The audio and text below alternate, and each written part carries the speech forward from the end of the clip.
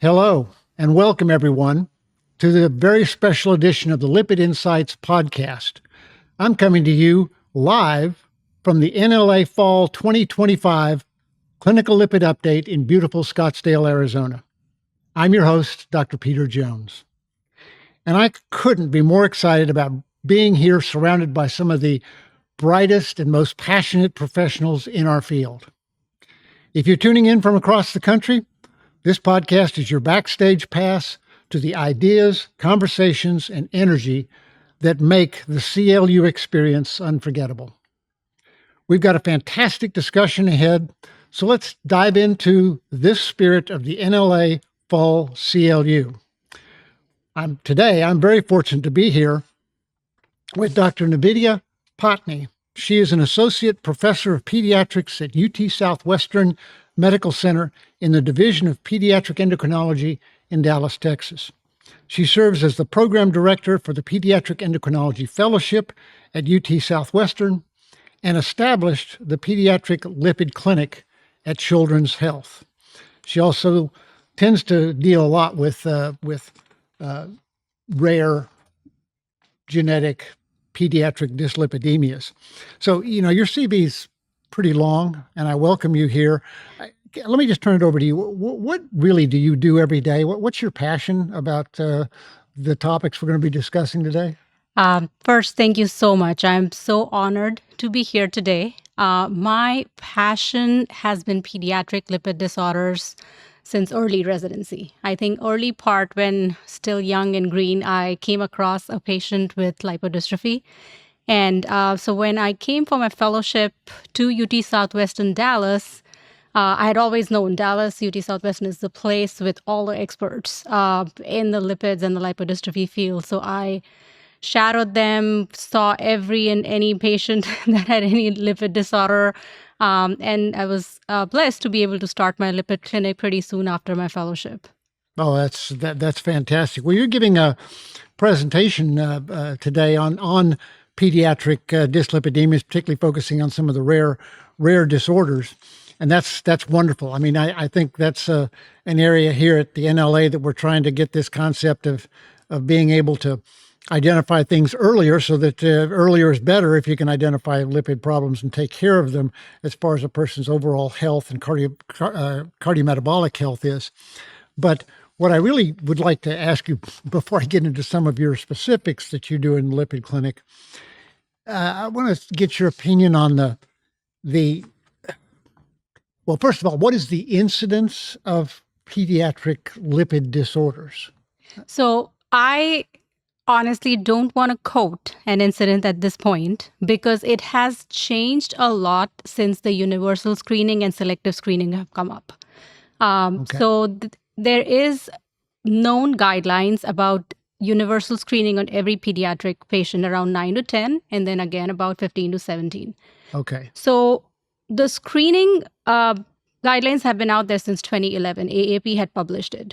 But I don't think people were following those as much as they should have, because what's the point of screening if you don't have a referral point? Correct. So I think in places where there is a pediatric lipidologist or a cardiologist, endocrinologist interested, people are screening more and picking up more, versus there might be other places it's not happening because if you can't treat it or refer, then they are not doing it. Well, yeah, I think that's it. We've also got sessions here on pediatric obesity and the incidence of that. I mean, we're talking about, intervening, identifying, and possibly intervening earlier in life. And so, what do you do with pediatric lipid problems? I mean, yes, you should screen, and what do you do if they happen to be their BMI's higher? What's that going to lead to? Exactly. So, there needs to be not only a way to identify it, but there also needs to be the ability of primary care doctors to want to be able to help and send those patients where they need to go. So in the lipid screening in pediatrics, it's universal starting at age 10? Yes, 9 to 10 is 9 to 10 years old? Cutoff, yes. And is that in the EHR? Is that automatically in there? Does it tell them to do that? No, it doesn't. So it is something that pediatricians have to be aware of. It is not, nobody's triggering a alert at that age. Okay. So nurse practitioners, PAs, family practice, pediatrician, everybody would have to be aware of this. Is LP little a now part of that universal screening at this Not age? yet. That is pretty controversial. So universal screening is just a random lipid panel, and then they request to repeat it if it's abnormal. Okay. LP little a or ApoBs are not part of that. I think they're only very specifically being used by lipidologists. So they'll do the lipid panel non-fasting, and if everything turns out whatever normal, it's fine. Yes. If triglycerides are high, or if something's high, you got to come back fasting or whatever. To come for the back kid fasting. and get it Yes. redone. Is that Otherwise, you just repeat it again in 15 to 17 years. correct? Okay. Well, I think that's good. I mean, hopefully, pediatricians and those who take care of children and adolescents are aware of that. Yes. And we'll check the EHR and make sure that it's at least done once, starting at age 9 or 10, and then maybe when they get to past puberty into adolescence, look at it again. Is that correct? Yes. Okay, that's fantastic.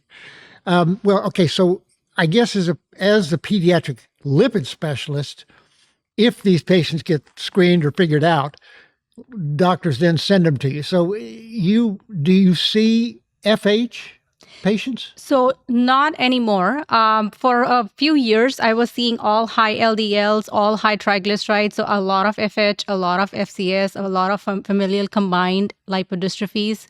But recently, in the last few months, we've had a cardiologist who's showing interest. So she's taking over the LDL and FH, and I'm doing primarily high triglycerides at this point. Oh, okay. So I continue to follow my FH, but all the new referrals are going to new referrals a are going to cardiology that colleague. specialist cardiologist. Okay, so focusing on high triglycerides, I mean, there's a spectrum of hypertriglyceridemia. You know, some of it could be related to their background childhood obesity, for instance, if they happen to be obese, as a cardiometabolic disorder. But the more severe, this is the ones where you want to catch it before it could have a fatal event like fatal pancreatitis, which unfortunately I saw one as an 18-year-old very early in my career with triglycerides of 12,000. But that was what we now call familial chylomicronemia syndrome, as opposed to multifactorial, maybe chylomicronemia syndrome. So FCS, you see those patients? Yes, I actually have about 11 or 12 now patients with FCS in my practice. But considering I have over 200 kids with high triglyceride, and by high, I mean they are over 400 milligrams per deciliter at point of referral, majority are still either secondary to diabetes, obesity, metabolic syndrome, or the MCS. So FCS is still a smaller group. Okay. There are other rare lipid disorders like lipodystrophies too, but most of the monogenic causes are still not as prevalent. Do you do the genetic testing when the triglycerides are over 1,000? Do you look for FCS with a genetic test specifically? Okay. Yes. So that's what you, and if it doesn't come back homozygote for LPL deficiency, then it must be MCS or something like that, right? Yes. But mostly clinical picture can help guide in pediatrics. So being able to do genetic testing is a very recent development even for me. There was a point when the insurance companies were not covering it. And so it was a struggle. A lot of them just had clinical FCS. I feel in the last year or so, it has become a little more easy to get genetic testing done. There are also some sponsored programs. I think that's why it is getting covered. And for that reason, so a group of us, physicians, endocrinologists, cardiologists from Canada and US, we came up with the North American FCS scoring system. So there is an app and website where you can put in all of the criteria to help figure out clinically if it is FCS or not, if you are not able to get genetics. So how do you look that up? So it is on the MNLA website. It's on the foundation, the Learn Your Lipids Foundation one. And it is also, if we just look up North American FCS score on Google, it will show up. Okay. So there are two separate ways of accessing it. That's fantastic. So do FCS patients end up with you simply because somebody's astonished that their triglycerides are 2,500, or do they end up because they got an episode of pancreatitis and, oh my God, this is terrible, I've got to send them to a specialist? What is So it? it's both ways. I have a lot of babies that have been diagnosed, and those babies were usually just, they came to ER for some other reason. They were there for abdominal discomfort, GI bleeds, anemia, and then when the blood was drawn, they could see that the serum was mostly white. Labs show triglycerides of 3 or 4,000, and then they send them to me. Okay. So I have at least 4 babies at this point. All of them were diagnosed before any pancreatitis episodes were happened. But there are some kids who are presenting later with pancreatitis. They just kept having abdominal pain, and everybody just kept ignoring them. It's okay, avoid eating for a day. It got better. Right. And then so they were living with it for 5-6 years till somebody actually took them to ER, got the blood, and then realized it. I think we're now fortunate that we have a treatment for FCS, right? Why don't you Still tell us not about for that? kids. Huh? It's still not approved for kids. It's not for any even adolescents? Not yet. It's 18 plus at this point. I know that the What's the clinical drug? trials, olezarsen. Olezarsen. Yes. So we have an ApoC3 inhibitor that is approved for 18 plus. Orlistat is actually a medicine that's been out there forever for obesity. And I have quite a few kids on Orlistat. It helps significantly reduce their triglycerides. Wow. So these kids have to be on minimal fat diet all their lives. They can never have a cheat day. They can never have days when they can eat a lot because their body just cannot make any chylomicron. So any fat they're eating is going straight as a big load of chylomicron load, and they can get pancreatitis every single day. So since diagnosis, whichever, is it a baby age or a later, doing fat counting in the meals is an essential component. So just like diabetics do carb counting in grams, I teach them all how to count their fat. And the severe null mutation LPLs can sometimes just stay on 10 to 12 grams of fat per day. Wow. I've had a few kids who can go a little more, but it is severe fat restriction forever. So the life can be very restricting.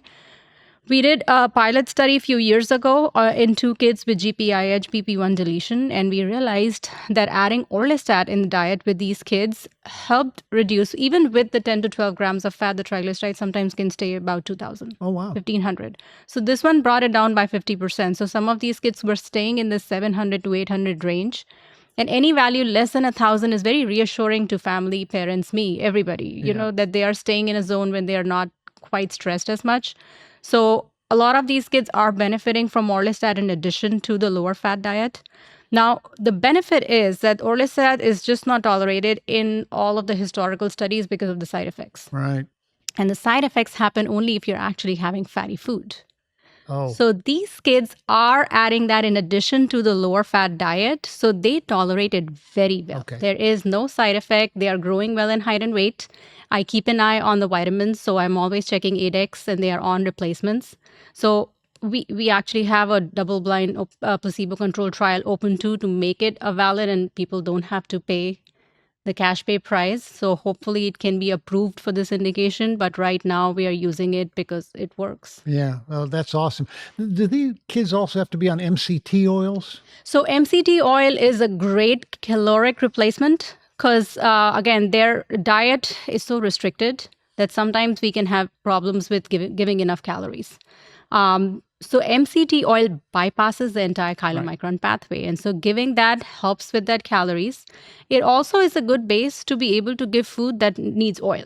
Yeah. So when they are fixing anything, in the neonatal phase, it's the easiest to manage because there are lower fat formulas. There are these 2 or 3 companies, Monogen, Lipistar. They are so low in fat and whatever is the component is mostly MCT oil. So the neonatal phase, I feel, is the easiest for me to tell. You know, we just switch off the breast milk or regular formula, switch it to that. When the weaning phase comes, I educate them it's okay to add the pureed fruits, vegetables, but when we are trying to prepare food, then add a little MCT oil. It gives some flavor and also families can give whatever they are eating, but prepare it separately with MCT. It has a very low smoke point, so you cannot fry in it. You cannot cook a lot in it, but it still helps prepare a lot of specific dishes that family is eating and they want to give the kids to. So MCT, few tablespoons spread throughout the day helps gain weight and gives the flavor, and As they can grow, actually get. That's awesome. Yes. So with ApoC3 inhibition, olezarsen, when do you see that becoming available for at least adolescents under 18, maybe 9 to 18 or any age? So I think they're when? starting a clinical trial in 12 to 18 group, and then the goal is to make it for 2 to 11 as well. Okay. So I'm hoping soon. Okay. Now, even with olezarsen, though, ApoC3 inhibitors, even now, because they're so new, still technically an orphan drug, is not telling people to be able to have more fat. Right. So it is in addition to low-fat diet. Yeah, they got to do all the same things they do in addition to Exactly. this. Yes. But I feel the main struggle is having such a restricted diet throughout the life. Because I see the kids going to school, going to birthday parties, going everywhere, and they would have one day when they ate few nuggets or a burger, and then they are in pancreatitis right away. So the question that everybody asks me is, when can they actually eat like other kids, which I think we're still not there. The gene therapy got approved in 2012 and was gone in by 2016. It was a few $1 million. Wow. And a lot of intramuscular injections. So I think the question and the goal eventually is let them be kids. Well, the other thing too is that you see them and you get them on treatment and you spend all this time telling the parents and the young kids how to prevent pancreatitis and what to eat and all that. And then they get to be, quote, adults. Mm-hmm. My question to you is, how do you pass them off to adult medicine? Yes. Care? I mean, how is that? So I am actually very fortunate to be at UT Southwestern. We have such good adult lipidologists. So I think my job is easy. We have Dr. Garg and Zayed Ahmed on the adult side. So I transition them, but I have a lot of these kids who are going to college elsewhere. Yeah, they go out of state, right? And they are more than happy to be away from mom, who cooked every food they ate for 18 years. So then they get into things. So I've actually had both extremes. I've had kids who have gone to college and then they wouldn't eat for a couple of days just because it was stress for college, exam, moving. And so they can get a triglyceride, and after a couple of days of not eating, and it looks beautiful because they really cannot make chylomicron if you're not eating. Right. Versus then there are days when they would go and eat pizzas and then they're having pancreatitis. Most of the families do very well because they are born with it and they understand how important it is. So they do well, but they always have these bad days when people would want to do things. That's probably what the NLA is really helpful for. They've probably got a list of specialists around the country. So if a kid goes off to college and you're trying to pass them off to an adult medicine follow-up, at least you can refer them to somebody and hopefully they'll continue getting that kind of follow-up. And if they go to jobs and other things like this around the country, there are people who they can connect with, hopefully, to keep them, because this is for their life, right? Yes. Speaking about that with FCS,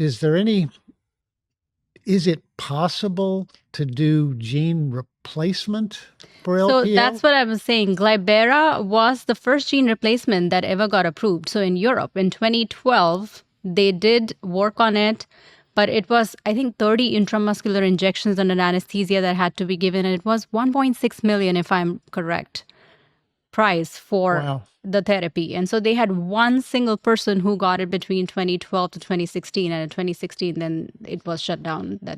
Any other possibilities that will come up again? I'm hoping with the whole new era of CRISPR and people trying to help with genetic diseases, maybe a decade more, but I think it will at least take a decade. It'll take a while for that to happen because it is a lifelong disease. You really wish you could come up with a way to solve that. When you identify it at 6 years old, you'd like to say for the next 60 years, I can take this problem away. It would really And I feel I see enough Mendelian disorders to hope that these things have a fix. Because I see a lot of lipodystrophies too. They all have high triglyceride as well. So I see the acquired, congenital, partial, generalized, all of it. I have a lot of kids with lipodystrophy. And again, the long-term goal is hopefully we have a fix. That was my next question about your interest in lipodystrophy. Tell a little bit more to the audience about how you identify it and what it is. I mean, besides the lipid disorders, what else is going on? So lipodystrophies are a disorder in which your body cannot deposit subcutaneous fat appropriately, but it keeps depositing a lot of visceral fat. So the generalized subtypes are easier to pick because you really look very muscular, even acromegaloid. But you have severe metabolic conditions. So they have diabetes, acanthosis, and high triglycerides, almost sometimes high as FCS. I have these congenital generalized lipodystrophy kids with 10,000, 12,000 triglycerides too. Oh, wow. So their insulin resistance is that much that the triglycerides can go that high, and severe hepatic steatosis.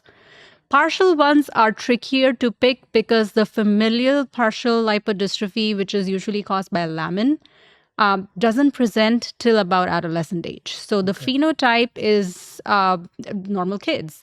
And then slowly around 9 or 10, they start losing some of the extremity fats, but they deposit more on the trunk. They can have some humps. So it sort of starts giving a little Cushingoid appearance. But again, the metabolic features can get pretty worse pretty quickly.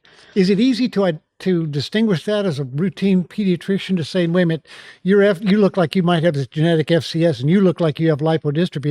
Is it easy to do that, or are the triglycerides so high that, it could be one or the other and you're the one that makes the decision? So I feel that if they have attended any of my talks, lectures, webinars, then it is. But these things are rare enough that if you have not seen one of the meetings or presentations, then people won't pick it. Yeah. Lipodystrophy was not even part of the bigger endocrine books, I think, till recently. I have written a few chapters, so I think it's becoming a little more aware. I think I do a lot of presentations in national meetings as well. So I feel that people know me. So if they have a suspicion, like they kind of have some idea, okay, I think I heard about this, they email me. Oh, okay. I get a lot of emails and phone calls that I saw a kid that kind of looks like the photos you have shown. Can you see the kid? So I have kids coming from all over, from Kansas, from California, Arkansas, Oklahoma, because I just get one phone call and I'm happy to see them and just to be able to make diagnosis. Do we know the genetic defect?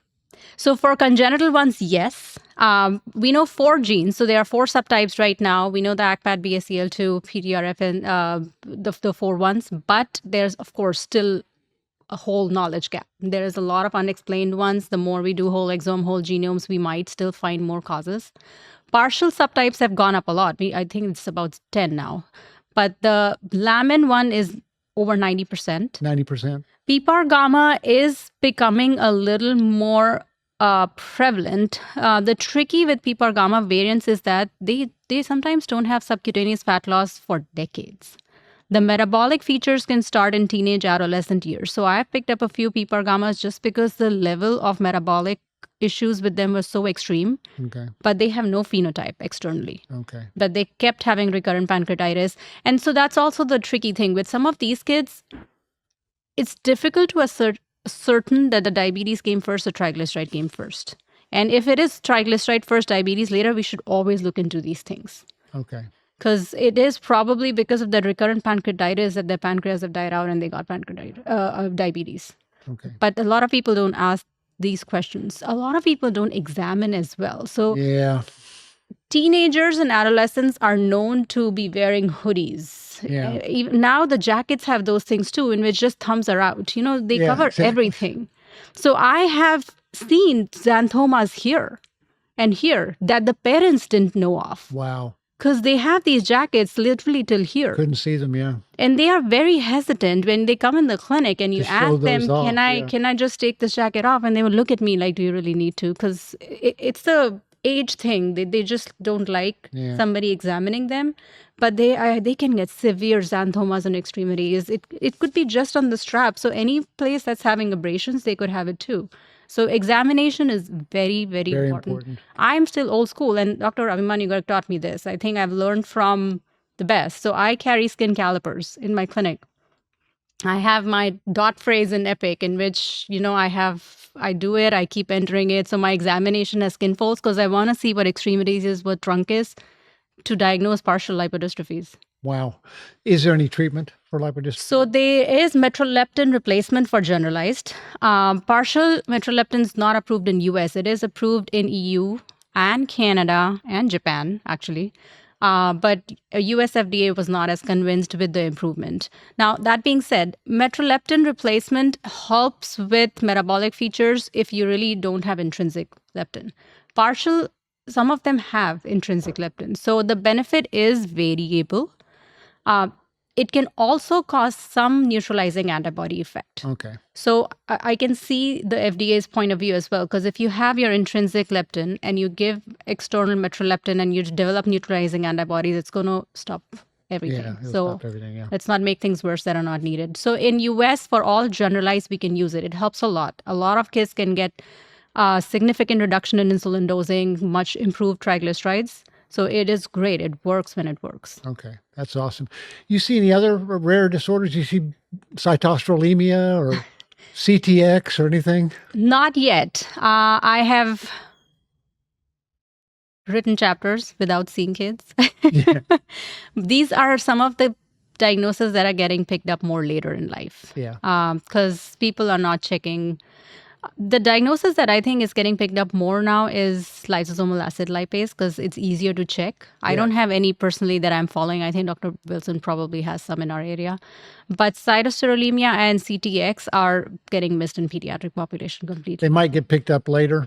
Hopefully somebody thinks about it, or the person gets referred to an adult lipid specialist who might But CTX has such minimal GI symptoms as kids. And I'm telling you, in kids, GI symptoms are always bypassed because, it's okay. You're fine. The parents just like, it's okay. So that's why a lot of kids with recurrent pancreatitis too, they would just have this pain and the parents would ask them to sleep on it. And I'm a parent. I can't blame them. I have kids who come in the morning the day they don't want to go to school and just say, can I miss the school because I have bellyache? So it's difficult sometimes. Yeah. But in serous pancreatitis, I feel in a lot of my lipodystrophies, FCS gets missed. Awesome. Any other rare lipid disorders you'd like to bring up? Not lipid, but I think I have picked up a few progeria diagnoses as well. Not much that we can do, but I send them on the genetics way. But yeah, some of the lamins. But I think it's just more because I do so much phenotype-genotype correlations that I have that eye. If I've had kids refer to me for short stature for growth hormone therapy, and I was like, no, you have progeria. Right. So things like those. I think endocrinology everywhere have rare diseases that kind of we thing. Pick up. Yeah. That's awesome. Well, listen, I mean, I know your presentation is going to offer a lot of insight to our adult lipid experts here at the NLA. Hopefully, they'll be able to talk to their local pediatricians who might be interested in these kind of things to see if they can work with somebody to help establish some sort of a connection. But I think this is just wonderful that you're here to educate all of us on these, just the idea of these rare genetic problems that are here. They can sometimes be fatal, and they need to be identified, managed, and treated by somebody that knows what's going on. And hopefully we'll get better with screening. Yes. And that will also help with the pass off to adult medicine, that they'll know which patients are coming to them who need the earlier, longer, lower approach to keeping LDL under control, for instance, and certainly triglycerides, and not miss it somewhere into younger adulthood. So I think that's fantastic. Well, listen, this has been a great conversation. I really appreciate you being here. Thank you so much for coming to the fall clinical lipid update here in wonderful Scottsdale, Arizona. And I hope I get to see you again at another meeting. Yes, thank you so much. It was my pleasure. Thank you.